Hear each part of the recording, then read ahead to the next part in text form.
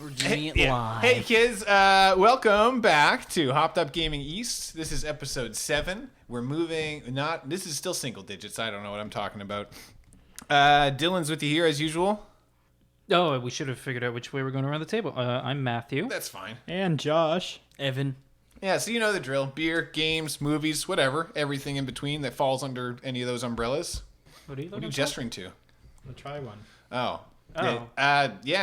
First things first, the beer that we're drinking tonight, we're taking a little bit of a different route. This is a Ontario brew, I think. Yeah, actually from Toronto. So this is Mill Street's Brewery Cobblestone Stout. Kind of tastes like soy sauce so far, but I'll see what I think about it later. Let's read this little blurb on the back. Cobblestone Stout is our nitrogen-charged dry stout, and it's an exercise in smooth. With a deep roasted smoky palate and a crisp lingering hop note on the finish, this is a stout lover's stout. That definitely smells smoky. Traditionally low in alcohol, I picked the wrong thing, and calories. This is a classic pub ale and is a gift from our brewers to you. So that's a very touching sentiment. So we'll be throwing a tall boy or two back as we sit here tonight. Tastes like coffee. Oh man, It's got, I don't know. that's very strange. Well, that's, I guess, the idea is that we try all kinds of different stuff and then see what we think about it. So we'll come back to that in a little bit. So who would like to start us off as we usually go with what they've been playing this last week or so? I need a second to get my list. I just made a Dr. Seuss rhyme by accident. That was cool. Start with Evan. I got to get my list up here. All right, Evan. All right. Well, I have been playing the new Legend of Zelda game for DS. I actually don't even know what it's called. What is it called, Josh? The Link Between Worlds. Link Between Worlds. I've only been playing it for like an hour or two because I just got it the other day, and it's super fun. It's pretty much the exact same game as Link to the Past, but it's like 3D instead. I really enjoy the play on words in the name of those games. How A Link to the Past and A Link Between Worlds. They set themselves up for it with his name to begin with. They knew Yeah, that it was going to be something Link. easy. I think his name came out of the title of the games more so than the other way around. Probably, yeah. That's an easy way to work with it. But yeah, all I've heard about the game has been good. So Yeah, it's pretty fun. I've been playing it for a bit. There's all these really interesting mechanics, like you become a little painting and strap yourself to the wall, which is really cool. Yeah. Other than this game, I haven't really played a whole lot, to be honest. no, Just nothing. our book club game, of course, and a little bit of Far Cry 3, because I've just been playing that on my laptop again ever since my save file got corrupt the last time I played it. So starting over fresh with that one. With what? Remember my Far save? Cry? Yeah, Far Cry. My save file got corrupted yeah. the first time I played it, so I had to start the whole game over again. Oh, that sucks. But it's still pretty fun. Like, it's good. It's just I had to wait a while before I started it over again. Otherwise, I wouldn't have been interested. No, No, so that's been pretty much me. I haven't been just been a lot of work this time of the year. that's true. I'm sure that's a trend. Yeah. So what about you there, Josh? What have you been playing? I also started playing the book club game and then found a nice little game called Starbound. Uh-oh. Yeah. If you've ever played Terraria, it's very much like that, except with a hint of FTL mixed in. It's still in beta right now, so I've lost my character once through a character wipe. And also when my hard drive bricked itself. Oh yeah, that sucked. Your hard drive on your computer? Yeah. Uh-oh. Just it How lost did you- everything. How'd you do that? Evan? What? It was like... your hard drive? It was very Had like defragmented. 1% of free space and like 70% fragmented. Oh. It was in pretty bad shape. Yeah. So now I have a new hard drive and all new pieces, so I'll be good to go. With He had a already lot of- ordered the new hard drive because he needed more space, but coincidentally...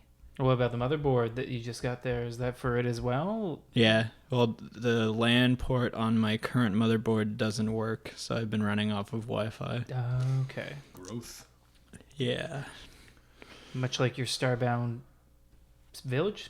What are you building there? Do you Yeah, build a what's spaceship the- or... what's the I was going to make a bullets? joke, but I actually don't know what you do in Starbound. Well, you have a spaceship that is like your base, and then you beam down to the planets to collect ores and minerals, and there's other races that set up there's like towns and stuff. Mm-hmm.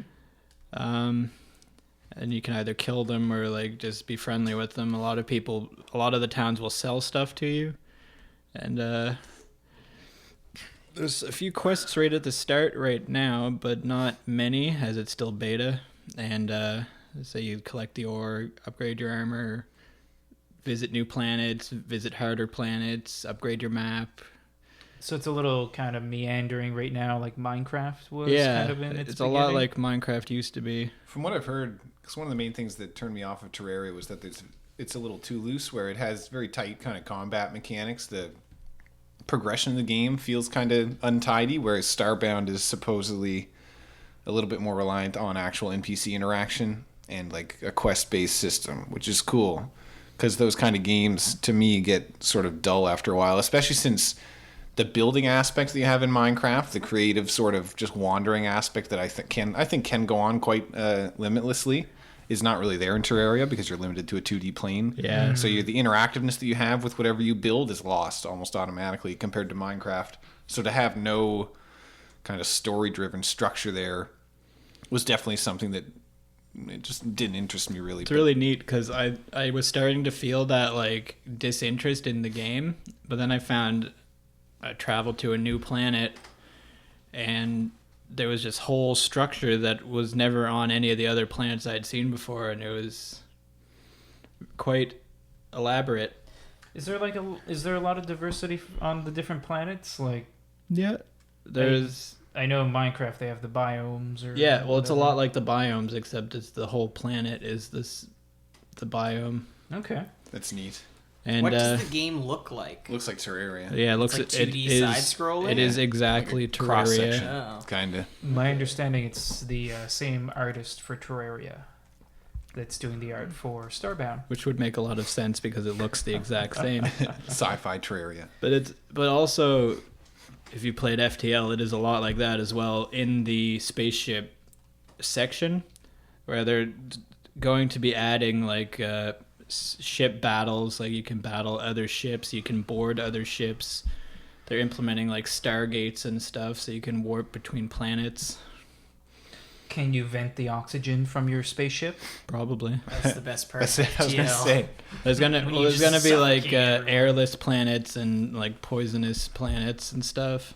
So you won't know that until you beam down and start dying. Well, that sounds interesting. Yeah. Did you play anything else besides that? No. No. I played that a lot. I'm not sure in general how I feel about these in progress games that are coming out on Steam for what seem to be average or above average pricing. Have you noticed that? A lot of the time these games will be like $50 and they're not really like a AAA game. Starbound was 15, and when you pay the 15, it comes like you get the full game when it comes out. So Yeah. You're just like paying to help them yeah, while they're making the game. It's just an odd idea to me, I guess, to pay the same price that you do for a It's fully just like finished pre-ordering game. a game. Yeah. Except Yeah. you get to play it while it's a beta. But I mean, if you don't agree with the policy of pre-ordering something, then this certainly won't sit well with you either. I mean, what you're doing is buying games that aren't done, Yeah. that would otherwise... They should otherwise come out just fine if they weren't. That's what I was thinking. Yeah, because like they're not. If they build into their plan, their business plan or business model, that they need this lump of money from consumers at this point in development, and that was a flawed project from the beginning. Because why are you counting on that money coming in ever? talking about betas, Just I like found Kickstarter. it really interesting what Bungie's planning to do with Destiny. How their beta is going to be like the full game, is what they're planning. What? Huh? The beta. Explain that to me. I when- know nothing about Destiny. Okay, well, Destiny. I know that it's a game. Yeah, Destiny is What is this? Bungie's next game, the makers of Halo. Mm-hmm. When they release the beta, it's gonna be like the full game that you'll have access to. See that by definition, does that not change the word of beta around? Like that? No. That's no longer what that means. Yeah, What? Beta mean you can have the whole But no, game it's beta. like the It's just- full Beta means pre-order bonus now. Yeah, that's what I was thinking. Like, It's the full game, but I assume some stuff won't be activated. So in development tech, like jargon, what does beta mean? What is a beta It's game? just not finished. Beta in development means that all systems are in place, and presumably most art is in place. Right. It's just that there's a significant lack of like not crashing happening. And Okay. there's still some bugs. Yeah, like bugs and Right. crashing. An alpha, which comes before that, is generally before all Things systems. Things break a lot. Well, And so- it's more that like all systems are like the core The core is not exists. there yet. Right. So like if the alpha for Halo is to be used as an example, it That's- would be that there's only shooting, there's no jumping Yeah. or punching or grenades. Now let's keep it in the conversation about Halo. They've done betas in the past. They did Halo 3 that came with Crackdown, and then they did Halo Reach. I don't know if that was anything that you needed to be a part of. You just got to basically hop in and take part, didn't you? If you're Well, if you want to look at it in two ways, one, it could, you could just hop in, play it. You bought the game, Crackdown, you got into Halo 3's multiplayer, whatever. yeah. A way of looking at that is that they actually need to do stress testing. Yeah, that's that's fine. what I- That's what I, but for Destiny, whereas it's not the idea of multiplayer within Destiny is this persistent world with a So it- seamless transition between playing on your own and playing with other people. Whereas testing the servers for those like Battlefield or Halo or whatever is more so like lobbying. I think like making sure the lobbies work and the matchmaking systems work. But in Destiny, that seamless transition between solo and multiplayer would still have to be stress test somehow. Yeah, I just don't think it's the same term anymore. Like I don't think it should be the same word. No, and Like what, beta? Yeah, I just It don't. just means unfinished. I guess. I was just going to make the point with the Halo 3 multiplayer thing there is the other way of looking at it is that they wanted you to buy a lot of copies of Crackdown. Yeah, that was Yeah. a little bit of a different ploy. And this is probably because no one's really sure how that game's gonna go. So a beta Destiny? test, where everyone gets to like actually play the Take a whole look game, at it. It's like tell a- their friends about it. Yeah, You know. it's like a multiplayer demo almost. Yeah.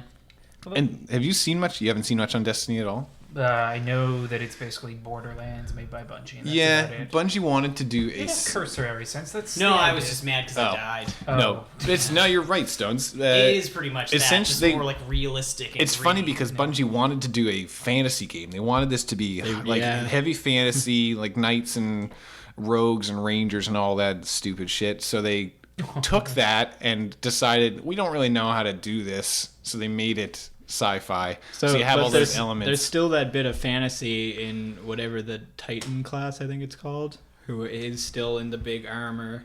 Is this Titanfall now? Yeah. No, it's it's No, one each of the whatever it's called, the warlock or the savior or whatever. One they've of the given new classes. names, the same archetypes that you always have in those sort of fantasy settings, but you have shotguns and pistols, and instead of magic, you have sort of like Biotic biotic powers. or tech powers from Mass Effect. Those kind of equivalents are going to be used as in quotes like sorcerers or whatever. So that you don't kind of thing. cast magic missile. You It's not cast actual a missile. Yeah. Actual missile. like you shoot missile. Yeah, yeah. It does look cool though. They're pushing it really hard, and I mean they're projecting.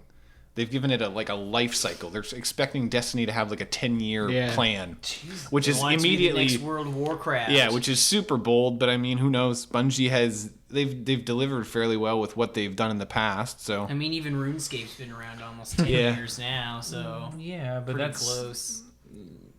but to That's a commit. different conversation. But right? the fact that they are committing from this point means they're probably not going to be doing a whole lot of other stuff, and they're all. I mean, already just from the quality of the stuff we've seen so far, they've sunk a lot of time and money into it. I hope that they don't actually make Destiny go on for 10 years because I'm not sure what that means. Yeah. Because like with World of Warcraft, where even people that are veterans, I hate that we're talking about this again, but the fact that people that started the game back in 2000, when did it start? 2006, 2005? I don't know. 2005. 2004 or 5 maybe. Some people are still playing it, even though they consistently kind of are not satisfied with the reiterations or the installations that they add, just because it doesn't And necessarily. I really hope if Destiny is going for 10 years, it's not World of Warcraft. Like it's not implemented the way World of Warcraft has. Right. Well, right away it's already a shooter, so you avoid the crappy combat stuff that we talked about last week. But No, I mean just like the expansions, I guess, for World of Warcraft. They aren't. I don't know. I never really found them to be expansions. They just unlock more. Like Content. it's like a new. well, it's adding It is expanding It's the more world a place in to sense, explore. Yeah, but well, that's what all expansions are. But it's never really that there's an overhaul of the mechanics. They're just adding mechanics to it that are always cursory and not affecting the core of the game, which is that combat, which is that exploration. Well, I guess like with flying, they changed that element of it. So For what? World of Warcraft. I don't know. Yeah, like whenever when they they added- added flyers. Yeah. So I guess that's an example of them fundamentally changing one of the core tenets of that game, combat, exploration, whatever. But everything else, it's like, let's add farming or let's add Pet battles. pet battles, which may be cool, but Bejeweled in the game. Pokemon. yeah. Yeah. Well, Pokemon's pretty good, so maybe that was really cool in World of Warcraft. What were we talking about? Destiny. What Betas. Oh, what we were games- playing. yeah, games- Let's get back Yeah, on track. games that aren't done on Steam that they still charge full price. I think for. that's cool.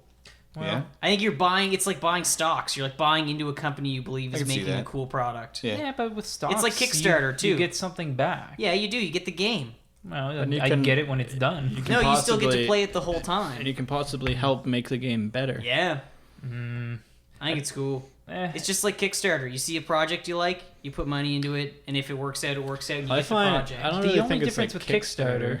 Oh, you go ahead. I think more maybe the Steam, like the green light, is more like Kickstarter.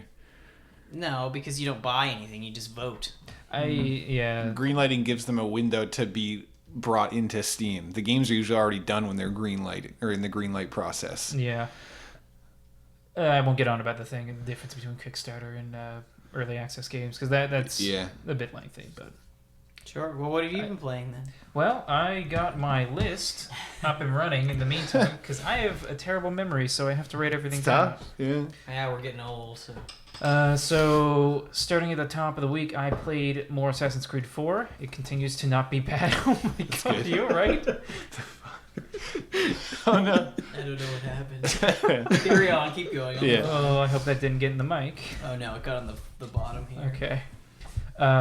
So that continues to not be bad. And then I moved on to playing Baldur's Gate on the iPad. Like which one? The first one? The first one. For iPad. That's so funny. Yeah. So okay. Resurgence. That's Yes. hilarious. So That's there- like the Wii U's plan. Take all the old games Yeah. and make them on Wii U. Yeah. Sort of. The thing is, I bought Baldur's Gate a long time ago when it came out on the iPad, because I was actually looking forward to it. However, the touch controls were not very good. Yeah. You would like scroll around with one finger and It's like a dungeon crawler, right? sort of. It's like an old. I can't remember what the engine's called, but it's not Frostbite. It's Frost something else. But anyway, it's like it looks like Age of Empires. That's the best way to describe it. Sure. So you would scroll around the map with one finger, but that's also the finger you used to like order people to move, and the game couldn't tell the difference ever. Oh no. So every 3 scrolls, it would just send them somewhere, and it's like, I don't want you to go there. And then there was a number of other kind of UI mishaps. I remember when I purchased your old iPad, you had so many games. I still have a lot of games. I was amazed by like you had your subfolders of games, and I have 2 folders now because you can put as many things as you want in them. But just getting back to Baldur's Gate for a second, they just put an update out that fixed all that touch stuff, so it actually controls the way it should. There you go. Yeah. So now I've put like another 7 or 8 hours into it, and it's really fun. It's really hard though. And then I tried playing The Witcher 2 on the PC. I was gonna say I could talk about this a bit. Oh yeah, you want to talk about Witcher? I'll talk with you. Okay, Get so I had The Witcher on the Xbox for a while, and I played it there, and I got, I don't know, 12 or 14 hours. I got past the first like big chapter break, or Yeah. first act maybe. In The Witcher 2? In The Witcher 2. Yeah. And then I stopped because I was getting really fed up with like a lot of the writing, characters in the Yeah. story. They were just like insufferable for no point and completely like awful, and there's got a Okay, let me stop there. What do you think of The Witcher? Who's your main? Is he Gareth? What's his name? Garrett? Geralt. Anyway, I feel like he, which is might have been intentional, but he seems incredibly isolated in that world. Yeah. Like kind of the way you were talking, not just his characterization, but also the way he's written. Mm-hmm. He's kind of genuinely interesting, especially if you do a little bit of background reading, whereas a lot of the world around him varies from extremely interesting to incredibly stale very quickly in between different sessions. Yeah, or just like incredibly like repulsive in the wrong way. Can you think of a specific example or? Like every dwarf in that game is completely insufferable and a huge, a misogynist. It's something they're going for, I guess. But I guess, but like, I don't know. It just I got what they were getting at, and then it's just like I picked. At some point, you pick like one of two paths to go down. I picked a path that would have more dwarves, I guess. Yeah. Because then I had a little band of dwarves with me all the time, just saying the worst things in the world. Did you play? So you played it on PC. Did you play with a keyboard? So I switched to the PC, and I thought that I would be able to just use the controller fine. Yeah. It said controller support. I obviously don't remember how the console version controlled because moving him around, he only has 8 directions he can go. Yeah. Like, it's really stiff. I noticed that as well. And I guess that makes sense on a keyboard in a way. But I felt my at least hands, with the mouse, you would be able to pivot him a little better. My hands were all over the place in the game because there's quite a variety to the combat you can do, kind of take part in the game, but it's complicated with a keyboard. I'm not sure if there's like a more like a weapon wheel on the console version that makes more sense or what, but like there was a lot of macros and stuff going on for the keyboard. It was a complicated game on the controller too. And I like that part of it. I like the complexity of the combat systems, all the preparation you have to do. Yeah. It made it really interesting. I really don't remember the controls all too well because I played for a whole 5 minutes and said, like, this doesn't control very well. I don't remember him looking like a weirdo running in a circle. Yeah. And then I stopped. That's funny. So I can't speak to how the combat works on a controller anymore because I've forgotten. I think I played it even less than you have. I probably played for 4 or 5 hours, but overall, from what I gathered, it was cool. But it was during the summer sale last year, so I got caught up with other stuff. I was playing Borderlands at the time, I think, and just other things like playing with friends became a greater precedent, and I just didn't go back to it since then. But that's fair. I want to play The Witcher 2 a lot more. I want to see it through to the end, and see what it does. I think I just might have to grit my teeth and like barrel through a lot of it. They're very maybe lush is the wrong word, but it's heavy story in those games, I find. There's a maturity to the stuff they talk about talk about. It's hard fantasy, I guess. But there's some weird swings I find. Like at one point they're like having very serious like political discussions and discussions about the nature of like man or whatever, right? And then it flips and Geralt is having sex with like whatever was in the room with him. Yeah. Like there's a lot of that. I think I played up to a point where there's two different times I had quest rewards. Yeah. It was have sex with the quest giver. And it's like really awkward. They know they're appealing. Think about the typical like fantasy computer gamer and think about how that caters to them potentially. I know. Fan service. Yeah. But yeah. Have you seen much about the Wild Hunt or whatever, the third one? Nope. Looks pretty cool. Just from like I've seen just combos of cinematics and like gameplay footage from the I guess it's PC and next gen console, but looks pretty cool. This gen now, we're already in it. PC and then PS4 and Xbox One.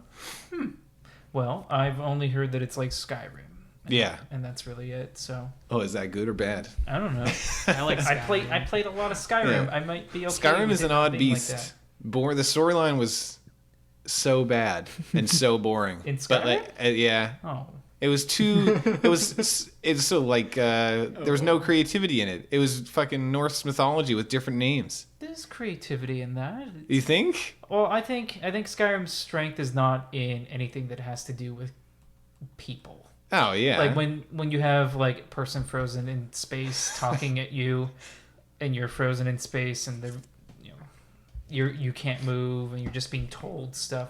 That's not its strength. No. But like there's a lot of really beautiful like world building stuff. Exploration. Oh yeah, the whole like world of Skyrim was amazing. You can get cool. lost in it, but yeah, playing the main quest was lame. But like I even mean like story in the world that's unspoken. Like you go in the cave. Yeah. And Or you're you all find about like a those magical ring. Or you were, I don't know if it was you or somebody else that I No, was it told is. was really interested in all the little tomes that you pick up, like all the actual literature that you find within the game. Yeah, I love that remember stuff. because actually Matthew showed me Elder Scrolls games in high school with Morrowind, friend, and he was like, "Oh, look at my house in the game," and he had hundreds of books like all on bookshelves, and he's like, "I collected all these in the game."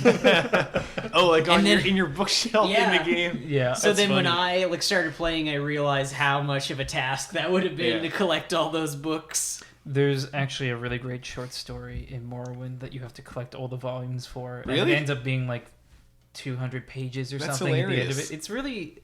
I think at the end of it, just so I didn't have to use the game to read it, I just got the books and then I downloaded a PDF. Yeah, that's great. But yeah, I like that kind of stuff about Skyrim. It's cool. I think Bethesda struggles at times to create character moments Yeah, in their stories. for sure. Especially when those character moments have to revolve around a mute kind of avatar. Yeah, and depending on where you are and what order you do things in, there's all kinds of variables that Oh, have yeah, to do with the and- player that make it really difficult to lay out a cinematic aspect of the game. Yeah, like especially when you can put a bucket on someone's head and Yeah. they don't even react to that. it. Yeah, like via baskets or whatever. That's funny. Yeah. So I guess the last thing I played was, because I had a lot of time this week. Yeah, there you go. I got to play a completely new game to me. Nice. Path of Exile. Okay, that's How's that? free to play, isn't it? That's free to play. Yeah. That game is actually really fun. Encourage me to play it because I've seen you, Ryan, and a couple other friends playing it together. I assume. Yep. So. So it is basically Diablo 2. Okay. Okay. I'll play it. Okay. That sounds good. Sounds already. great to me. It's Diablo 2, except did you ever play Final Fantasy X or later? Yes. Yeah. Yes. Okay, so you know how they started handling upgrades in those where they had like the big circle graph? Yeah, and you put Yeah. all the like spheres in Yeah. them. Yeah, They're so almost like constellations where you move yeah. through. Yeah. Yeah. So the way My. so Path of Exile is like Diablo 2, except that you don't get skills or abilities in the traditional way. Okay. That's exactly the skill tree there. Yeah. Except that is Ah, maybe cool. about a 20th of it. So the idea is that when you level up, you get a skill point. Right. And you go to this massive, like, super duper huge grid. Can you respec? Yes, you can Good respec, but Lord, you can thank get any attribute in the game through that. That's good. So if you're like a necromancer, you can get something the warriors would get. Yeah. It just takes you a little longer to get to through. get over there, yeah. But the interesting thing is that skills and abilities, like casting magic and all that, Sure. come from things you slot into your armor. Okay. So you can pick up a fire gem, jam it in your helmet, and Yeah. then you can cast fireball. Nice. But then I can give that to like the warrior, and he can cast fireball, even Okay. though he's not a mage. And that can be applied to any, or rather, that concept is applied to any move in the game. So you can build a necromancer that uses, I don't know, poison darts from a blowgun instead of zombies. Poison darts was a necromancer thing in Diablo 2. Was it? Yeah. I have no idea. Well, not darts, but like poison Okay. barbs. Better example. You can. But yeah, I know what you mean. You can have a warrior that shoots lightning from his fingers Okay. and raises zombies instead of being a traditional warrior, which is really neat for just kind of breaking the game. Because if that's the baseline, if anyone can do anything, then the game gets really, really weird. Yeah. And it's free, so So wait, what is the premise? Is it PvP or do you just go on dungeon crawls or what? yeah, it's like dungeon crawling. Yeah. So you start the game, and there's I guess a Randomly boss at the end of it. generated. You want to get through the world, kill that boss. It's cool. There's Diablo. Path of Exile. What's Yep. the premise? What's the story behind it? You are an exile. Okay. And you have a path. you And you have a to path follow, you're on. yeah. Yeah. No, you're in exile. You're basically shipped off to. You've done something that the government doesn't like, so you're shipped off to Bad Island. I don't Yeah. know what it's called, but it's where. Guantanamo Bay. There you go. You're shipped off to Guantanamo Bay, where the dead come back to life. Just like Just like in the news. Yeah. Oh boy, that just got weird. So the dead come back to life. It's all bad. People are trying to eke out a meager existence, and I guess you're there to make things better. I've not been reading any of the texts. 'Cause, Yeah. Just playing the game. yeah, just click through, accept quest. Yeah. And that's all right. Mechanically, it's a fun game. cool. So you don't have to worry about being enthralled by the tale they're telling. Yeah. Well, whatever And- works. Yeah, absolutely. And other than that, the only thing I played is Volgar. Yeah. Free to play games are moving fast. I still think they should change the name, but whatever. What should they change the name to? I have no idea, because technically, if you wanted to, you could play the game without paying ever. Pay to win. Yeah, that's what or freemium is a term that I like. Premium. I don't like freemium at all. I don't like these microtransactions. Yeah, I just don't like how Microtransactions. there's really like good, all the iPad games Yeah. where you like start playing and it's like, oh well, Yeah. you get like 1 gold piece every 10 days, or you can buy Plants- 100 gold have you pieces played- for $10. Plants vs. Zombies was one of the breakout smash hits for tablets, Yeah, and cell phones and Xbox stuff. Live, everything. When was it? 2 years ago, I guess. Probably Probably 2 3 years. years ago, actually. I don't know. I played it 2 years ago. Anyway, fantastic game. I thought that was great. PopCap rarely misses out on anything that they attempt. But then Plants vs. Zombies 2 came out. When I heard about it, it was awesome. It was Plants vs. Zombies 2, subtitle, It's About Time. Play on the fact that the game took a while to come out and that it's a game about time travel, which is hilarious to me. But then I found out it was free to play. It's about time you pay more. Yeah. Now, this is tough because the game still works really well, and they give you very simple. They don't push it in your face that you should buy stuff, but as with in most free-to-play games, you can immediately get access to some of the higher-level tools or plants or whatever by paying outright. But they are ridiculous. It's like $3 per thing, like $3 for your torchwood or whatever silly thing that you want to buy. Which, when you add it up, like the game Plants vs. Zombies, the first one was probably $10 or $15. I think it was $15. $15 maybe? 19 or 15. You have access to probably 30 different things to use in your It your cost garden. me one of those $20 Xbox point cards, Yeah. but I still had some left. Yeah. over, Oh, so- I only bought it on the iPad. I was trying to think, like, there's no way that was $15 back in the day. When it first came out, PopCap games are usually a little bit pricey, but like I said, they do deliver. But yeah, it was a shame to see, and I have it on my phone. I haven't gotten that far just because I don't spend much time with my phone games. But just to see a franchise that started out without that aspect to kind of move into in that direction, and to kind of know in my heart of hearts that it's not going to move back. Like Yeah. if they do a third game, it's still going to be that, and it's They probably have that new Plant Warfare game. yeah. It's like Call That of actually looks Duty. kind of cool. That's like a third person. Has anyone ever played like the Conquer games? Remember Conquer's Bad Fur Day on the N64? Yeah. And the Xbox. And the Xbox, 360 yeah, or actually, the whatever. the Xbox version is more relevant actually because this game looks almost exactly like that, like a very cartoonishly animated but still 3D third person battlefield kind of game. I thought it looked like Star Wars Battlefront a little bit. Oh yeah, Yeah. Just I in the see way it was that. bouncing around. same a kind little of. Oh yeah, I could see that actually, Um, and the different classes and stuff. bit. Yeah, but I mean that's Conquer's Bad Fur Day as well. I mean, Right. Yeah. It's all third person. From what I can tell, though, class-based with the shooter. Plants vs Zombies one, they still employ the idea of turrets based on these silly like snow peas and stuff. I think, at least. I haven't looked a whole lot into it, but anyway, yeah. Back to what I was saying. Just it's a shame to see things go to the free to play model. Yeah. No. Yeah, that happened with what was that game that we played that was cool with all the robots? Hawken. Hawken, yeah, it was awesome, but you Yeah. can only have one robot unless you pay. Yeah, or you if really you played for like a you- million hours. You can't get much better at that game without Well, paying for stuff. Yeah, I it's a found with bummer. that game, to get the points to get them for free took way too Yeah, it would long. take Well, that's how they forever. do it. But I mean, the game doesn't cost you any money, so they can't you can't really hold them to anything. No, and well, you can. You kind of can. Can you? You haven't paid for a product though. But you cannot engage with the product. Jonathan Right. Blow, he's the guy who made Braid, is working on The Witness, game developer. He has a really good talk that he did to some university, I think. It's on the internet. You can just YouTube it, I think. What was the? Or did you just say some university? Like you don't know? I don't know which Oh, okay. university it was. It's like, Um, where's some university? Oh, it's in, who's itville? Yeah. If you look it up, probably under Jonathan Blow talks about free-to-play games. Sure. He has a really good speech about, the box you build around yourself when you try to build a free-to-play game. Yeah. Like limiting in that, like the mechanics end here, and then the payment has to like start. That's here. That's what I mean. That's tough. Yeah. So the experiences you can build with the free-to-play model are limited. In how fun, I guess, they can be. You know It's what? Yeah. a really bad way to describe it. Well, Like, I think- or in how engaging or deep they can be. I don't know if it's us. I had a similar conversation with someone probably a couple years ago now about DLC. It actually might have been you, Stones, about how the conundrum with DLC is that it can neither be bad enough for you to not justify spending money on it, but it also can't be good enough to alter the way the core game functions, especially in a multiplayer setting. What's that? What do you mean by that first part? So, like, you're spending money on something that interests you, so it's obviously got some kind of intrigue, but at a core level, as far as the mechanics of the game are concerned, it's not going to change anything.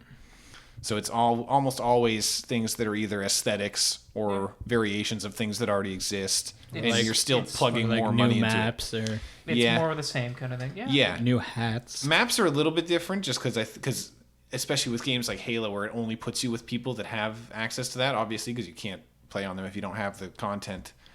Well, I mean, with maps, it's more like how do you describe this? Okay, let's use 2 examples. There's that BioShock game that just came out, Right. Infinite, and it's got its Rapture DLC. Yeah. They aren't changing the game. It's still a shooting game. It's still a game that you can shoot lightning out of your hand. Yeah. They've just given you more space to do that in. Sure. But Although I think the atmosphere, I think they have changed aspects of this one. This one's a lot more based on your little problem-solving skills, isn't it? Isn't it more like a deductive, I have no idea. All I know is detective Highly kind of played thing? it, I don't Yeah. know. all I know is that there's more BioShock to walk through and shoot through, Yeah. and the set dressings just changed. Sure. At a very reductive level, that's what it is. Yeah. And with Halo, where it's a competitive kind of thing, where there's people engaging with each other. Well, maybe it is the same thing. Like you're giving them. I didn't know where I was going to go with this to begin with. So it's the whole talking point, about though. is, Whatever. Just more space to play the game. there's different arenas, different spaces to play the game in, but within those arenas, the design of the arenas kind of dictate the design of strategy, maybe, which is the employment of mechanics. So maybe. No, maybe it is just the same thing, because giving a person a different single player level, instruction it a certain way, like you put all snipers, means they have to use the sniper, and that's changing the strategy. So Yeah. what is a game that has put out a piece of content that has so radically changed the mechanics of the game that it no longer resembles the piece of content it's attached to? Can you think of something? Like, there's nothing that jumps into mind, really. Yeah. No. Other than like even Far Cry Blood Dragon was a separate game, but it was still. The skins, all your guns did the same thing. You had an assault rifle, you had a submachine gun. Yeah. And it wasn't even really an expansion. It was just like another game. Yeah. I guess. But you know who does really believe in this whole free-to-play thing is Crytek. They released, what is it, Warfield or War something? Warface. Yeah, and it's like this big free-to-play, like super good game that's you would expect to pay a lot of money for. And I don't know, I assume they're going the whole microtransaction route. I haven't played it, but Warframe, I think it's called. Warframe? Maybe. No. Oh. Wait, that's not. Is that Cry? Oh, Cry. Which one? I played I know Warframe. Warface. I don't think it. Is Warface Ubisoft? I'm just or gonna is look it up right It might just. now Yeah, it might so just that I be. know what I'm I've seen talking about. Warframe on Steam though. That is free to play. That's like I'm a pretty sure that's... katana infused Yes. multiplayer shooter. That's a fun game, but man, as soon as you find out how long it's going to take you to level up To your get items stuff, and yeah. that, it's just a It's too bad. bummer. Yeah, no, I like that question though, Stones. That's a good something for us to mull on at least, and maybe come No, back with that wasn't next it. time. Crytek. Just the idea, like you said, of something that genuinely changes its original asset. Yeah, like Within- what turns it into a different Yeah. game? No, I like that because it goes into the whole issue with like how sequels are always Your more of the Warface. same, whereas with a game that's a sequel, people generally want more of what you've produced, and they don't know. The consumer never really knows how they want you to change it. They just want things to be different, but it has to be the same. Like if it changes too much, people are pissed, and if it is too much of the same, people are pissed too. So there's that that's- same kind of balance that you run into. When you say that like immediately reminds me of an article I read on Legend of Zelda recently, how people like have been getting like, oh, it's just the same game again. Oh, it's just the same game. New Zelda game. Oh, it's pretty much the same. But if they make it too different, is it still a Zelda game? You know, Does it need to be a Zelda game still? exactly. Right. Yeah, I mean- I think it'd be cool to and make one in the future. I was going to say, Exactly. I'm a very firm believer in the idea of future Zelda. Even as much as I hate the concept of steampunk, I think even that would be an interesting divergence. different. Yeah, and even if it'd be the same kind of thing, where a lot of the gameplay could be the same, but you could have very, at least visually distinctive versions of what you've already seen, which might be the kind of change that people are okay with rather than having too much out of the ordinary, I guess. Well, Nintendo doesn't change their They intellectual don't. property. No. How many Donkey Kong games have been the same? Well, How Donkey many- Kong never even hit a peak like Mario did. Like No. Donkey Kong never had a Mario 64. I had Donkey Kong 64. Did it? What was that? It was Donkey awesome. Kong super 64. freaking Yeah, fun. Donkey it Kong was like the 64 exact was same thing. awesome. You collected Okay. the golden bananas I instead didn't of even know that stars. existed. It was one of my first Nintendo 64 games. Donkey Kong But do you Country feel- Tropical Freeze out this you f- January. Do you feel like that reinvented Donkey Kong the way that Mario 64 reinvented Mario? Yeah. Yeah? No, No. because Mario 64 already existed at that point, so it was just that game. I was Yeah, gonna say- it was that game again, but Donkey Kong wasn't even really that different from Mario. Nah, well, the only You had a lot. I Side think no. scroller. I think Donkey Kong had a lot more. visual. The Okay, aesthetic. go ahead, you the go ahead. aesthetic was quite different, but I think Donkey Kong had a whole lot more to do with the environment. I think you interacted with the environment. I'm mainly just thinking about mine carts, but Yeah. I think in And, Donkey like, Kong, pulling up barrels yeah, or and whatever. riding on rhinos and stuff. Like you interacted with things like set pieces a lot more than you did in the older Mario games. It was just you bouncing around in the original Mario games. Sure, and the thing you just have to remember though is that they are from two different generations of games. Yeah, I mean, for like sure. Karibo Shu was like the Rhino of Super Yeah, Mario Bros. I guess. 3. Yeah, that's true. But, I mean, they didn't.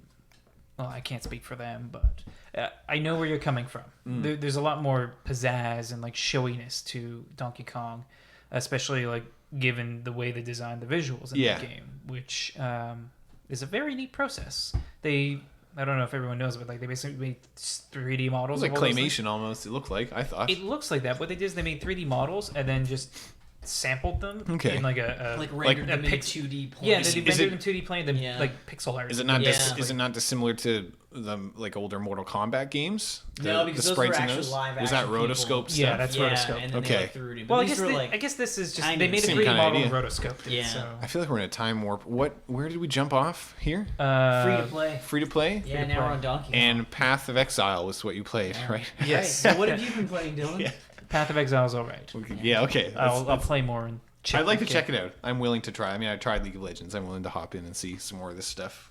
Well, it's not like League of Legends. No, I'm just saying the idea of free to play Oh, kind okay, of okay. maybe take the bitter taste out of my mouth about the idea. League of Well, if you Legends stop definitely drinking this wasn't bitter free to beer. play for me. What? Yeah, we'll talk about that in a sec too. So there's a couple things. Ben's unfortunately not with us tonight. I kind of want to talk about The Walking Dead, but we'll save that for another one. Maybe I think Josh has the games that he can I do have them dig on into my a little bit. Xbox. So I finished season 1 of The Walking Dead. Thought it was great. That's all I'll say for now. We'll talk about it more in the future. Maybe we can have it almost like a spoiler cast kind of thing, because I think that could be almost its whole episode on its own. That could be. That'd be interesting. Thought it was awesome. I also started The Wolf Among Us. I played through the first episode of that. It was fantastic. I love the Fables series. Just the idea. I'm not a huge fantasy guy, but I do like the idea of taking those characters and kind of telling you what they've been up to since then and bring them into a modern setting. And that's what this is that you're playing as the big bad wolf, or Bigby Wolf is like the kind of sheriff in this area of New York City called Fabletown.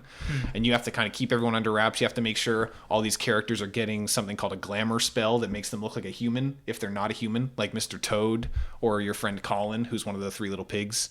So you're always trying to you're getting tough on these guys, making sure they get their glamour spells, but you're also kind of working on what quickly becomes a very kind of noir murder mystery. So it's very much my main issue that I was kind of struggling with is that the urgency isn't there that it was with The Walking Dead. Your character is not in a life or death situation every time you make a choice or another choice. Like you're not killing one person or another. It's more so like going down one evidence path or another evidence path, or following one suspect versus another one. So you lose a little bit of that the dire nature that is in the Walking Dead games. But I definitely think it's worth trying. Telltale is a fantastic set of writers. They work really well with all the different branches that these games take. I think that's an incredible undertaking, and it's been a lot of fun. So I purchased the whole set back when it was cheaper. It was like $16 for all 5 episodes or neat. whatever. So I'll be looking out for that. I started playing an indie title called Gone Home, Ooh. which is Don't say anything about it. it's not a game. It's an experience. Yeah, you explore this house, you find out about, you're basically this older sister of a family. You're coming home from a European getaway or European soul search or whatever. You come back, your house is abandoned, and you basically just walk around and try and kind of figure out What's up? What's up? Yeah, that's all I'll say, really. That's another one that I'd like to talk about in more detail later. Mm-hmm. And then the more so kind of game that I've been playing lately is maybe it's the third game by Oddworld Inhabitants, is Oddworld Stranger's Wrath. Oh gosh. It's not the third game. Isn't it the third one? There was like Well, you had two Abe's 2D Exodus. ones. Abe's would be the Exodus. fourth. Yeah, fourth one. Yeah, Abe's After Exodus. Munch's Odyssey. Yep. Abe's Odyssey, Munch's Odyssey, and then The Stranger's Wrath, which is one of my favorite original Xbox games. I loved it. Munch's Odyssey? No, Stranger's that Wrath. one a Munch's lot. Odyssey Oh. was awesome, but Stranger's Wrath, I'm still quite in love with. It's very endearing. The writing in those games still makes me laugh to this day. I thought it would be something that'd be lost with maturity. Whether or not I've gained much of that over the years is hard to say, but it still has me laughing. The mechanics are super solid. Basically, you're this bounty hunter that moseys on into this old west style town with all these silly chickens called cluckers, and they want you to clean up their streets, get rid of these big bad outlaws, I guess. And the kind of selling point of this game is that your weapon, which you switch into a first person mode, whereas normally your third person, is a crossbow that launches live ammo. So you have your machine gun is actually something called sting bees, and those are the ammo you use, so it shoots these hornets.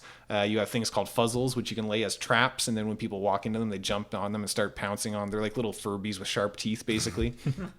Then you have things like boom bats or like a grenade. You have chipmunks, which send out like a sonic. They start yelling at them, and they draw people over to a certain area. So you can combine all these different weapons. I think there's maybe between 8 and 12 of them. I can't remember the exact number, but you can mix them all in all kinds of different ways for interesting results. And like I said, it switches from most of the time you're in third person doing platforming and things like that, and then you switch to this first person view. It's too bad those lazy cluckers can't solve their own problems.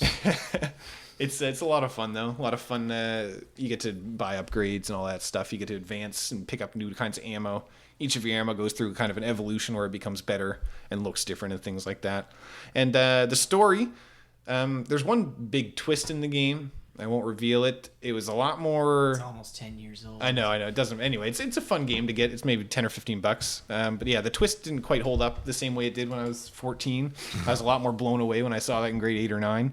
But it's very cool. So I'm on the last kind of legs of that game, playing through it again. I'm coming up to the last segment, I think, soon. But yeah, that was a lot of fun. And then today I bought Shadow Warrior, the remake of Shadow Warrior, which is a lot of fun so far. Is it? Yeah, kind of chaotic, just silly gore fest, but yeah, it's pretty cool. Before we get into some of the other stuff, do you want to just give a little opinion on this cobblestone stout? Tastes like coffee. I don't like coffee. Tastes a little bit like coffee. It also tastes like there's smoke in the can somehow. Yeah. I don't know how they did that, but It's not bad for being. I guess this would be a dark. Would it? I don't honestly know. It was quite. You can see it in the glass there. It Is that not very it? dark. Yeah. Oh yeah, that's like Pepsi. Yeah, pretty much. Yeah. Nice heavy foam on it, as we found out with the frag grenade experience earlier. But yeah, I don't know. This is good as far as stouts are concerned. I didn't think it was bad. But yeah, definitely if you're not a fan, obviously. I give it one smoky forest fire out of a you possible won't be 10. going back to it. I'd probably give it. I'd give it a pass. I'd say I'd give it a 2.5 bushels of wheat out of 5. That's my 2 cents. I don't have a pun. I was looking at the bottle, like into the back of it, like drought. What can I do with that? It's not drought. It's Draft. Draft. You goof. It's drought. Well then, I have. Yeah. By the way, we review beer on this podcast. By the way, we I know should, what we're talking I about. should go read a dictionary and So litterize who myself. has seen The Hobbit, the second one? I did The Hobnut. the Yeah, I Hobbiting. did too. Have Did you read see the it, book, Josh? Josh? I You am haven't seen still it. waiting. Well, My, we won't talk you know about the that. story though, don't you? yeah, Let's Okay. not ruin it for him. I know the story. My father saw the first one and he's really excited, so I Yeah. want to go see it with him. Fair enough. We can talk about that another time as Yeah. well. Well, don't worry. It's okay. I'll remember it. That'll be another one we can probably kill in a half hour or so on its So own. I'm still waiting for Darcy and now Evan to finish Legend of Zelda because I really So want you to can- talk about the end of that. Yeah, Darcy beat it. He said it's his favorite Zelda game ever. Well, I'll And get that's really from on it and stop. A fooling diehard around.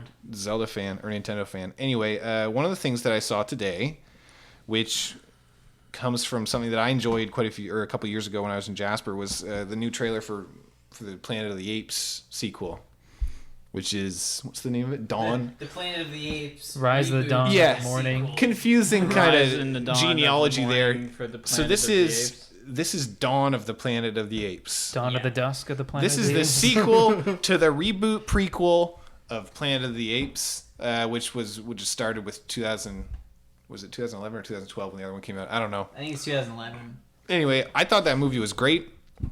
Certain suspension of disbelief is necessary, obviously, but if you're going into any kind of sci-fi or fantasy setting, you should probably be prepared for that to begin with.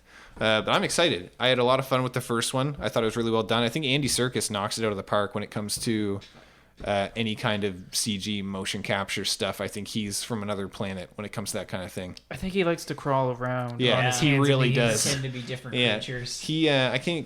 What else? I've never seen him in a live action role other than being the cook in King Kong that gets eaten by one of those big tooth dick monsters in the pit. Go Play Enslaved. He's in that. Yeah. Yep. Okay. He is a bunch of things in that.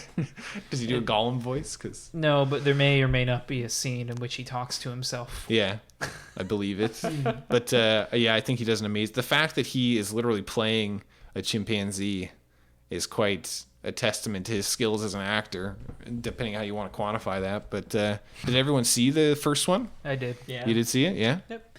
Cool. I don't remember a lot about it. No? I remember the main bits. Yeah, I there were- remember I liked it. I remember the parts that were good standing, like some parts that people laughed outright in the theater that I thought were like bone chilling. Like when Caesar speaks for the first time and things like that. Like to me, that was brilliant. I thought that was really well done.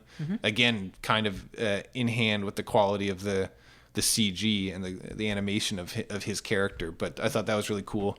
And then I thought the last kind of 20 minutes or so when you see them sort of start to push out and branch off a little bit, I thought that was cool. And then of course the after the credit scene where you actually see how the actual how humans might actually be eliminated rather than just a rogue faction of super smart apes killing the whole planet. Like that doesn't really make sense. But yeah, seeing how that disease is a factor, I thought was all very well done. So this one's like 10 years in the future. Yeah. And humans are pushed back in a corner. So you see human. Gary Oldman's here to save the day. Is he bringing Batman? Oh, who knows? Probably. Yeah, imagine. But looks cool. Gary Oldman's a great actor. He is though. awesome. Yeah. Very, very versatile. And this, check out. Have you seen the trailer? I have not. Check it out if you get a chance. Yeah, very. I try not to watch trailers. This was I know good what though. you mean. This I know was what you a mean, but this one doesn't do anything. this was a genuine trailer. Like it got you kind of excited and reminded you Doesn't that they're tell making you a sequel. anything. Yeah. Doesn't ruin it. Doesn't like explain the whole movie in 2 minutes. Yeah, it was very well done. And again, had the very ending of it was quite spine tingling as far as that kind of stuff goes. But yeah, I'm excited. Yeah, what was the other thing we saw? I saw something else today that has to do with Marvel. Avengers, Thor, Oh. Captain America. Ant-Man. Oh yes, Man. they Paul cast Rudd has Paul been Rudd cast Ant-Man. as assumedly. Rudd. This is confusing. Wait. So the second Avengers. Oh, Paul Walker's the one who did stuff. Yeah. Okay. He's dead. He's Fast and the Furious. Paul Rudd was Phoebe's boyfriend in Friends. He was also what was his name in I Love You, Man? Or no, he was in I Love You, Man. Yeah. He was the guy getting married, and then he was in Forgetting Sarah Marshall. He was the surf instructor. The surfing guy, Piopi. Yeah. Or no, that's what he gave the guy. He called the other guy Piopi, yeah.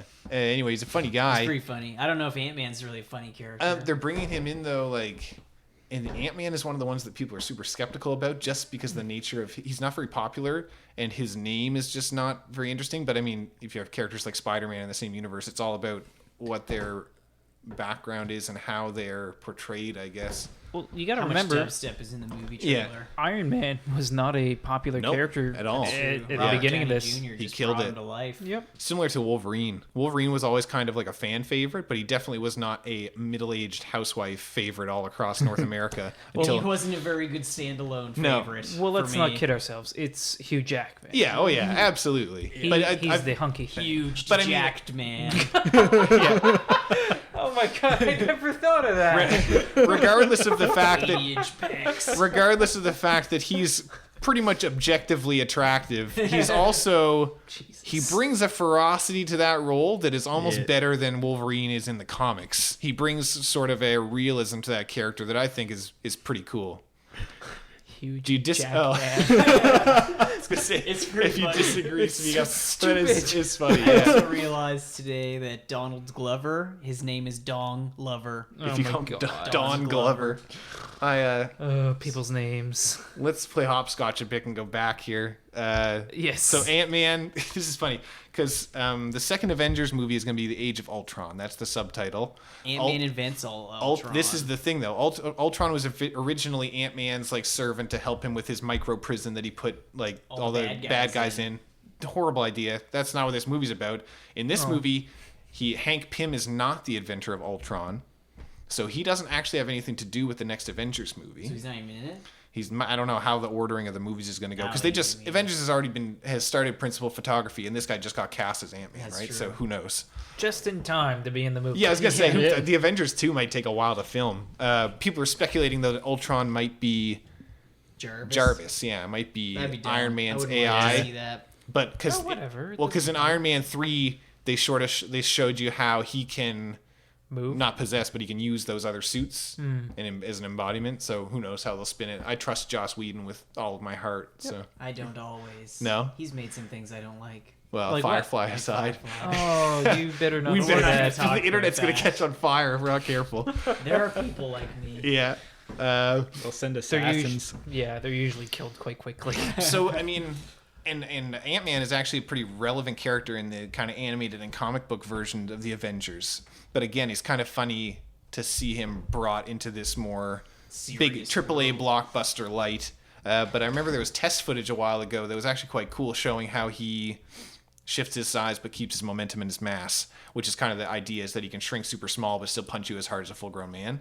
So he could be a speeding bullet. Yeah, Yeah, pretty pretty much. much. And the footage Might was go cool. inside It was your like nose and beat you someone up. swung up or put a gun out in front of him and he shrunk and like ran across the gun and then went and punched the guy in the head, but he like leveled him like it would if he was a real size guy. Just cool stuff like that. And I mean, like we talked about recently in another Hopped Up Gaming episode, how I don't know if Black Panther still has one, but we got Johnny Cage or Johnny Cage Nick from Cage, Mortal Nick Kombat. Cage, sorry, Nick Cage, Iron actor? Fist, and Daredevil all got Jessica Jones as well. All got Netflix kind of seasons for those Netflix exclusive shows. Okay.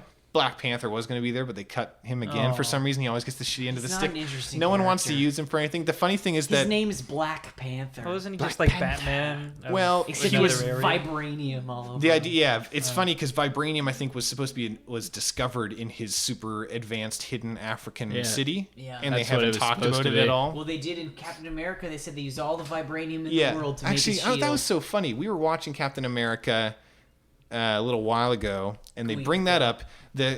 The shield that is composed of all the vibranium they know of is sitting on like a shitty wooden work table like under a under blanket. a desk, like Well, that's the funny. You're talking about when it's an Iron Man, right? Yeah. In No, in Captain America. Set back in the 40s when they're showing him this, when Stark Sr. is showing him the stuff they've been working all the on. cool Oh. weapons. He wants to give him he's showing him the shields that have like rocket launchers and stuff all attached to them and like hydraulic whatevers. And then he's like, what's that one under there? You can see the Captain America shield is just silver underneath the table. Yeah.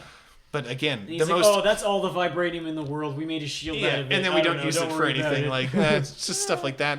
Not quite a MacGuffin, but like still silly to see it. In He that. had to discover it for himself. Yeah. He needed to see the I just would have value liked. in it. I would have liked if they had, nobody else could. If they had shown him like crafting that, like forging that shield, and saying like you're gonna put the best use to this or whatever. Something that made a bit more sense than finding it under a workbench. Well, actually, I'll just make this real quick. I think thinking about that scene, it's 1 hour. Thinking about that scene, I kind of like that he discovers the shield Yeah, because he sees the value in this thing that nobody else a does. simple tool. yeah. And that mirrors kind of his journey. That who is it? The lady. I don't remember her The name. lady that picks him out of the crowd. Yeah. Like she Oh, sees the yeah. value in him that Yeah. nobody else does. The diamond in the rough. Yeah, and it's Because the he's thing like is super repeated. integral. He has Yeah. super integrity. He jumps on He grenades. has heart. And well, He then does. they say that part where like a strong man doesn't like respect his power, but a weak man who's given power like Knows the value of understands- strength, yeah. exactly. That's true. It's a lovely movie. It's a great movie. I I like like that. it a lot. I'm pretty excited for the idea. This whole Avengers like phase thing, I think, is a cool because they're gonna keep making superhero movies. I'd like that they start keeping some synergy between them. I think that's a cool idea, rather than just having us spitballed with these movies every summer and not really have them connected. I think they may as well string them together for us. Green Lantern. You're telling me you didn't like Green Lantern? I like. You know what? I rewatched Green Lantern, and I think on its own it was fine. It's unfortunate. Cheesy. Yeah, and I don't not think bad. I don't know what it is, but I don't like big name actors as their alter egos. Robert Downey Jr. for some reason doesn't quite register with me as an issue because he plays the character so phenomenally well. I mean, Tony Stark. Ryan Reynolds, you could have found a better Hal Jordan. I think he has to be a cocky pilot. That's it. Like there's not a huge underlying persona Cruise. there. Yeah. Top Gun is the prequel to Green Lantern. And people are speculating that they're going to do the same thing with Justice League, like basically just cause. Just because money's wicked.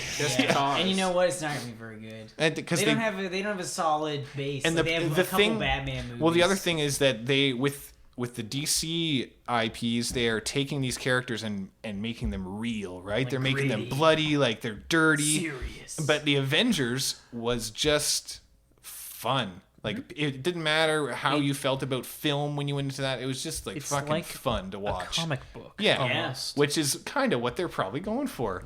And then the Hulk goes and smashes things. Yeah, you had a very well handled balance of character there. But the important thing to remember about this whole Avengers thing is that they know how to write character, and they make a point of doing that. Well, like while the Hulk does go and smash things, they take the proper amount of care and the right touch to make just the right touches to make him a real character. Because remember when he gets thrown out of the ship or falls or whatever happens, right? And the janitor finds him. And the janitor finds him. Yeah. The first thing that he says is, "Sorry for wrecking. Did I hurt anyone? Yeah. Is everyone okay?" Yeah. And just like little touches like that, and in addition to like the whole characterization of Banner, him being the completely wrong person to be the Hulk. Like you don't want him to be the Hulk, just this nice, sweet little person. Yeah.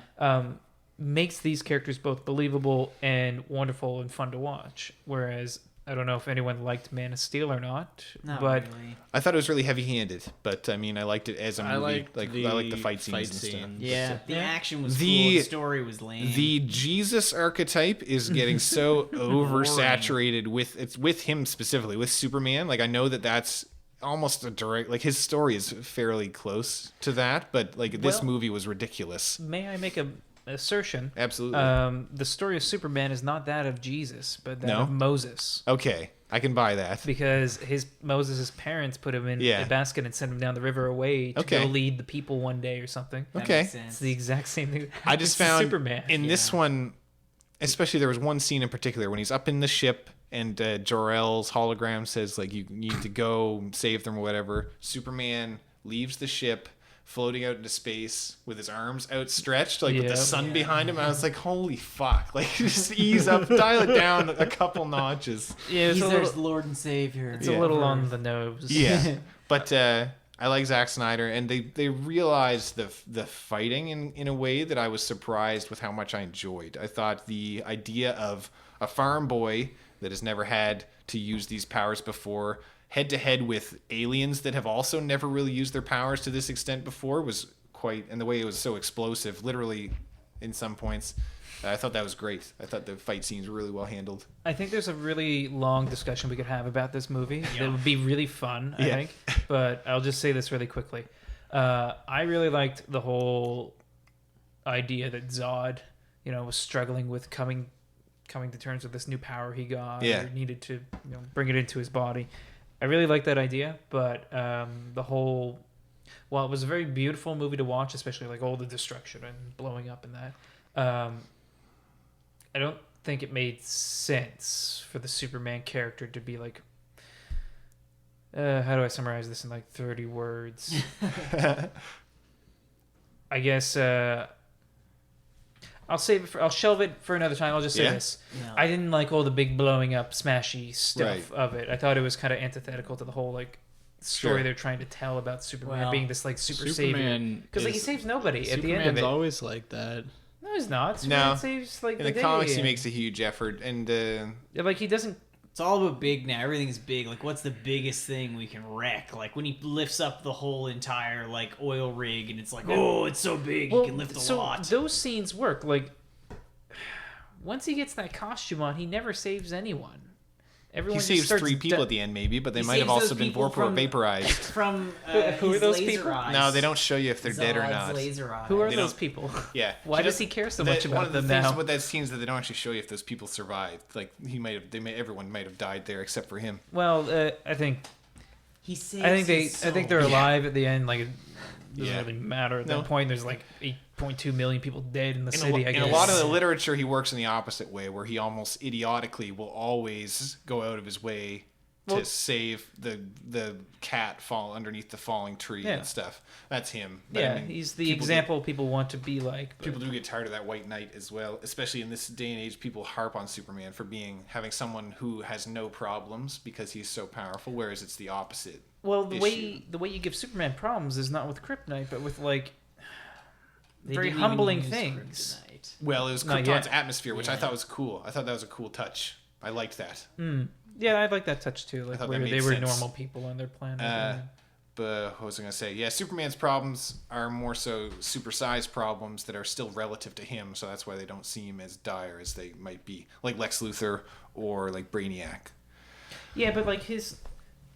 We'll probably have to wrap this up in like a couple seconds. whatever. But like his. The way you make Superman have really interesting dramatic problems is like things that he can't defeat Right. with his super strength or yeah. super speed or whatever. Like his relationship with Lois Lane. Yeah. Like Or a Rubik's Cube. or The funny thing is that it's common Because he's misconception. not super smart. Common misconception, actually, he is super intelligent. Oh, okay. Okay. He has that They power often too, I guess. they often put him against Batman to kind of bring Batman up a notch, because Batman is technically like one of the most intelligent people on the planet. Mm-hmm. But Superman is also extremely smart. They just kind of dumb him down again to contrast Batman. he's forgetful. Yeah, there you go. Yeah. I think you can tell a really interesting Superman story that's not smashy smash save the world. It's a shame as well, because they tried again to grit him up. I think all the DC superheroes work fine on their own without bringing them all the way down into the dirt that is like supposed to be real life. I don't think the that's dirt that is Batman. Yeah, Yeah. exactly. And Batman doesn't even have to be. Batman doesn't have to dirt. be that bad, and I don't know why they need to bring all the rest of them down with Batman. He's his own. His world. Gotham is part of his character. Like that's the thing with him, and I think that is fine on its own, contained. We need to move on to something else, or I'm just going to talk forever. Well, we'll see how this all plays out in Batman versus Superman. Yeah, exactly. Versus Superwoman. Is Yeah, it yeah. Batman versus Superman, or is it Well, just That's Batman? they claimed a Superman? lot of domain names with that same sort of vibe. It's Batman versus Superman I'm not plus gonna- Wonder I Woman wanna now, see isn't it? Yeah. What? Yeah. Plus Wonder Woman. Wonder Plus Woman is in it now too. She's been cast. Good. Yeah. Yeah. Excellent. Wow. That. The weird thing is because it doesn't matter. Let's talk about our book club, and then we will move into maybe a choice for something else to play for next week. Okay. So, what did everybody think about? I only played it for like an hour, we but played still. it for like 2.5. 2 hours. Yeah, Vulgar is hard. it's hard. really It's hard. Hard as shit. unforgiving. Just as a reference, I think we made it through. If you played it well, we made it through what is probably 15 minutes of the game.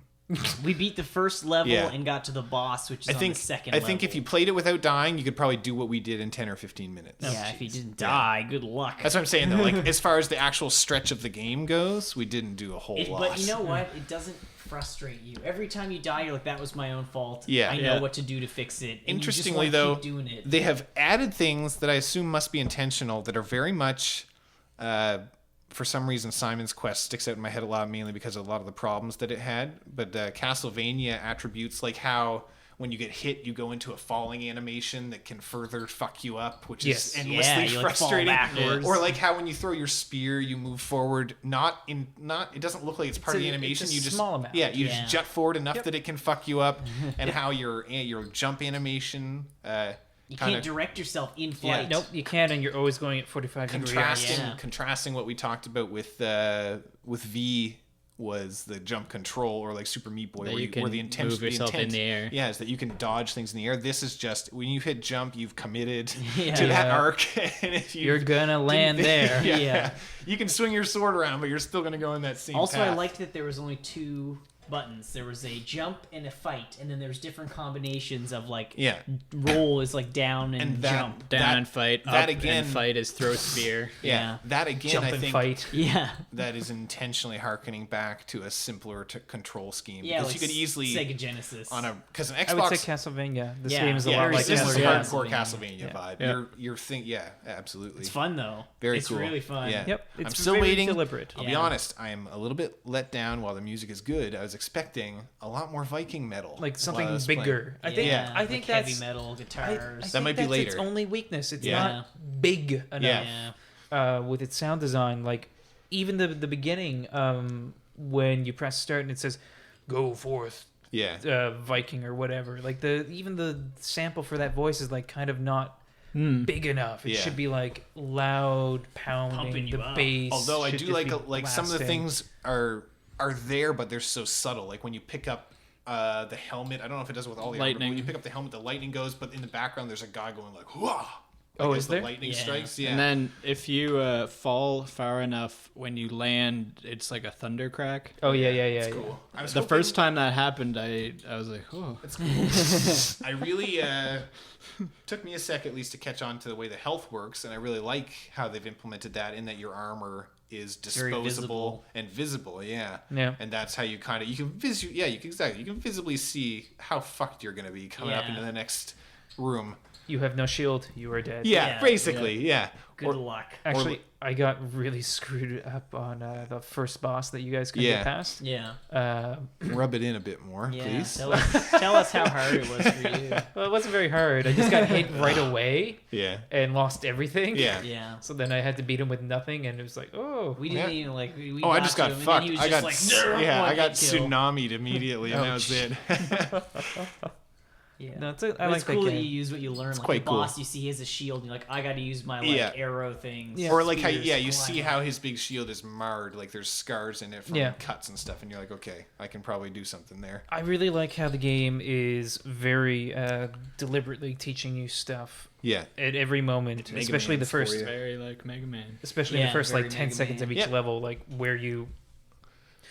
Best example is like you never got to it, but the third world where they now introduce zombies that have swords through them. Yeah. And if you hit the zombies, like if you're standing up and hit the zombie, they die. And they put 3 in front of you, so you just start smashing through them. And then there's a ledge after the third one that has a zombie on top of it. And you can slash at him and get his legs, but that cuts his legs out, and then the top of him falls down and impales you with the sword. Really? Oh, So that no. then teaches you can't attack these guys with the On legs. the ledges. Yeah. Yeah.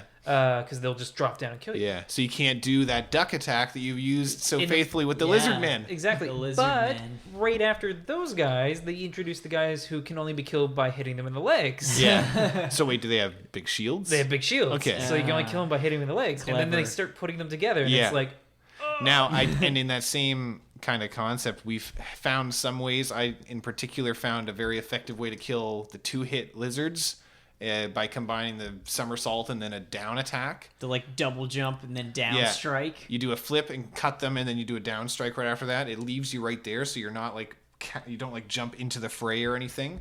And I think the game kind of means for you to find those things out, like in the trailer. cool Did you watch the combos. trailer? I on Steam? did, yeah. Yeah, it shows you how goddamn hard the game is, but then it comes back And and shows you how to shows you win. how So- badass you can be Yeah. with these simple mechanics that I don't think you don't gain any other Nope, tools that's it. really. That's it. You get Just Fire the sword. Fire well, sword. yeah, but I mean, as And far the as Odin the power. as far as your abilities go, you don't do anything. You don't gain access to any other moves or anything later on. can't you kill the lizards by just crouching? Like, don't Yeah, you Yeah. Can, that's what Yeah. we they learned can later. never You can attack just you Yeah, yeah. crouch. The Okay. red But this ones, is just we like, learned that. and I think one of my problems with the game is that I try to do cool stuff, which is not. It's not No. the game to do that in. Nope. It's more so Nope. the game to find as far away you can be while still being able to reach the guy is what the kind of thing that you do. Just like how fighting those big fart flowers that shoot those spores at Oh, you, God. you can get within a safety zone between their 2 shots, and then And run still in and hit get them, and then come you back can to your actually. safe zone. I found an even more dangerous safety zone where Where you're you can close actually enough, get them? You can just keep getting them That's and then funny. keep shooting around. Yeah, you. But that's it's- hilarious. It's sketchy. And I like how I like the zoom mechanic as well. Yes. By the way, you can see other stuff Yep. a little bit, but you still may be screwed. You can. I really like that because then sometimes you can throw the spear across Yeah. the level and get the Yeah, guy yeah, before yeah. he triggers. The spear is a I don't know what I think about I thought it was the, cool. the I way like the it's charge employed. Like you hold up and you press the attack I think button. it's to weird throw. yeah. I don't like that that. way, yeah. I wish it was just a different button. I think I wish it was a different button I wish too. X But I was still attack. like the way I wish that it X is. was sword and B was spear. I But- think. But what happens by not making a different button is that you never take your hand off. Yeah. Like the two buttons there. Yeah.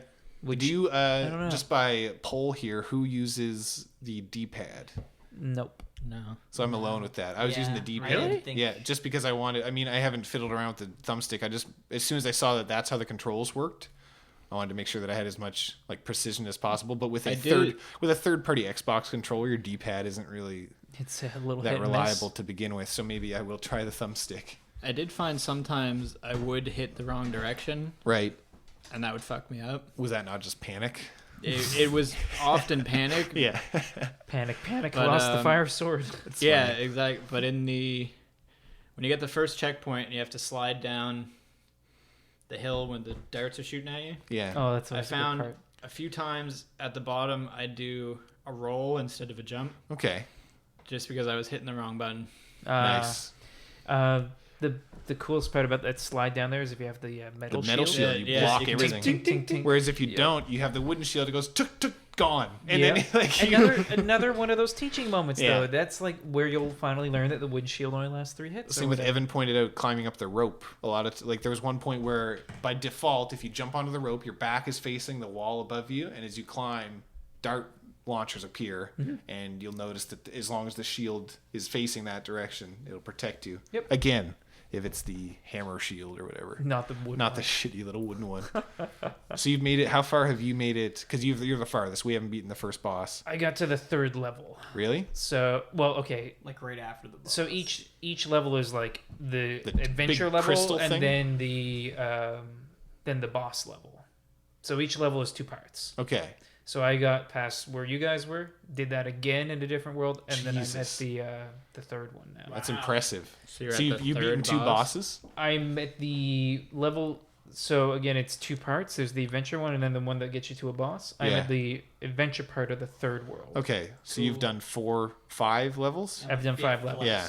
Yeah. See. That's really impressive. Look at your hands on your hips. On and my everything. hips. Yeah, That's yeah, awesome. that's Yeah. I thought the game was great. I mean, again, like I said, we played for It's 2 on sale hours. right now. Played for 2 hours, probably got through 15 minutes of gameplay. So that's kind of a testament to how long the game might last you, depending on your skill level with this kind of thing. yeah. It's a lot of memorization. Yeah, fun. I was gonna say muscle memory is almost because Evan actually made a good point. He's like, I don't even know what abilities I'm using. I'm just doing what I remember I have to do. Yeah, it's like at this part you Yeah. have to like I don't throw Jump, a spear, yeah, jump, yeah. spear, But not lower even that. strike. Yeah, you don't even like think Jump, about what you're spin, doing. You down just like attack. do it. Yeah, I thought that was great. That's very reminiscent of old school games where like your lifeline was going back to the beginning of the level. So If you ever get to that 2nd level, we'll call it World 2, Level yeah, 2. yeah. If you get to that, that'll be a real good example of like The boss level of level the boss 2? level, Yeah. the boss Section boss of level level of 2. World 2. Yeah.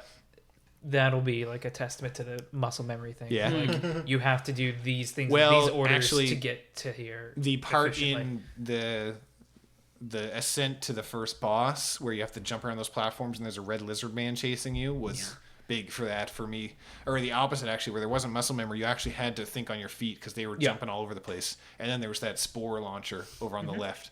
So every so often they say, "No, you know what? Like you don't know what you're doing here. Good luck." Yeah, I know what part you're talking about. I didn't like the endlessly spawning It was tough. lizard men. Well, the nice thing was that you could kill the higher level ones at least. You Yeah. could kill the blue and the red one. Yeah. Which is nice. But yeah, Volgar the Viking, awesome. Still got my fingers crossed for a bit of a more intense soundtrack as it progresses, maybe. But other than that, I think it's great. Yeah. I like it. Now, this is always tough for what we want to play next week. Just a second ago, I was thinking about Monaco and how I haven't had a really in-depth chance with it, really. So do you guys... I remember we played that maybe for an hour. Yeah. That the like robbing. It's one? like a I have that game. top-down Yeah, style I bought it for heist you. game. Do you have a copy of it, Stones? I do. Nice. Oh, let's I think try that would that. be fun, and we'll tell some of the other guys to get in on it as well because it's on sale. I think for this Yeah. next 24 hours. Yeah. Steam sales. Yeah, exactly. Yeah, I I was saw gonna say, yeah. By the way, in case you don't know, Steam sales started today for the holidays, so good luck. Get ready for your wallet to cry. I have every game on Steam. I was gonna say, I usually have Me most of the too. stuff I want. I can't buy anything this Yeah, day. it's none left. I'm waiting for XCOM Enemy Within. That's all I really, really want. It's on sale right now, isn't it? No, It might be. I think Wait, so. what? Check your wish list. We'll check it in a sec. Is it a flash sale? No, I think it's a daily deal. Okay, we'll check in a bit. Anyway, so you guys want to try Monaco, whether we're playing together or whatever? it, so yeah, I'll Give it a go. Maybe we'll see if we can all join up and heist Yeah, together. I think that'd be awesome. Yeah. Just to reiterate again, we've been drinking the Cobblestone Stout from the Mill Street Brewery in Toronto, Ontario. It's It's a like soot. draft. It's a draft, that's right, with the hard GH there. Yep. And it's been an interesting experience. Like I said, maybe 2.5 bushels of wheat out of 5. That's what I'm saying. It tastes like a drought. Yeah, it dries you out. Yep. That's cool. All right, have a good one, folks. We'll see you next time. See you All right, Bye. Bye.